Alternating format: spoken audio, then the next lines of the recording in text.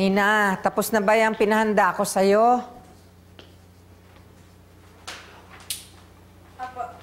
The signs and symptoms of traumatic brain injury include confusion or feeling dazed, clumsiness, depression, behavior and personality changes, concentration difficulties, headache. Signs and symptoms of traumatic brain injury include confusion or feeling dazed, clumsiness, depression, behavior and personality changes, concentration difficulties. Ate Ida! Ate Ida!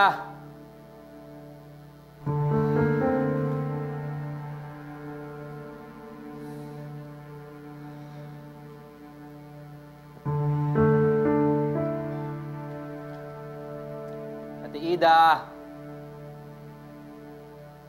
Diyan ba kayo?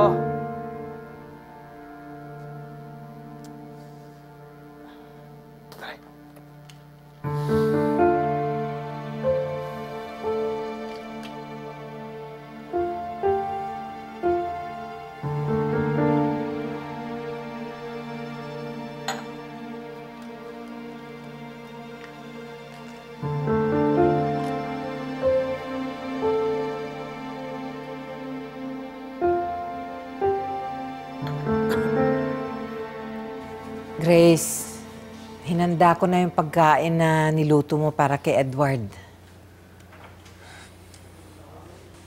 Kanina mo pa pinakikinggan yan, ah. Bah, mamememorya mo na yata lahat ng simptomas ng sakit na yan. Oo nga po, ate. Masyado ka na pong seryoso, ah. Nag-aalala lang ako. Pati pala yung ugali ni Edward pwedeng magbago. Grace, bakit naman iniisip mo yan? Nagpapagaling na nga yung tao sa bahay nila eh. Hindi magbabago si Edward.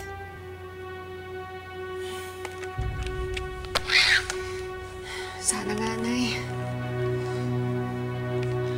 Nakakapanghinayang lang kasi kung kailan nakauwi na siya, ngayon naman mangyayari to. May awa ang Diyos, anak.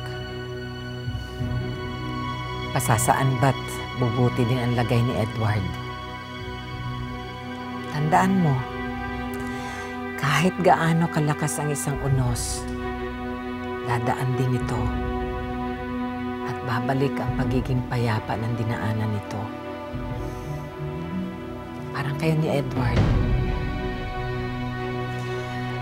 Babalik din sa normal ang lahat pagkatapos ng lahat ng ito.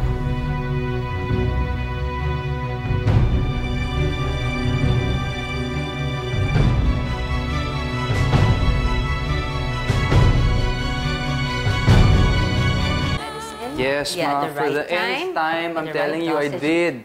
Okay, I need to go. Nakakainip na nandito lang ako lagi sa bahay. I need to go to work. But the doctor said you need to rest your brain, Edward. Grace, pagsabihan mo nga ito, ang tigas ng ulo, ayaw makinig. Sinunod ko naman lahat ng sinabi ng doktor. That's not enough. Yeah, I took a really long leave from work. Nagpahinga ako ng todo. It's not enough. I don't know what's going to be enough. Edward, kinig ka naman sa mama mo. Kapakanan mo lang naman ang iniisip niya. Bakit mo ba pinagpipilitan na bumalik agad sa trabaho? Dahil alam kong kaya ko na, Grace. Kaya ko nang bumalik sa opisina.